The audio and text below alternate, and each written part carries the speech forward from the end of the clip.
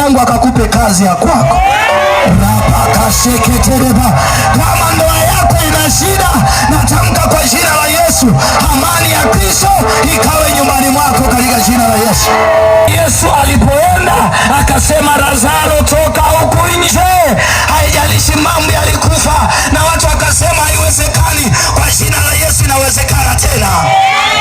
Ni kweli Muhimbili wamesema gonjwa hili haliwezekani. Anaponya kansa bila kidonge. Sema amina wewe. Mama usinune, ni wiki ya kupokea majibu. Haleluya.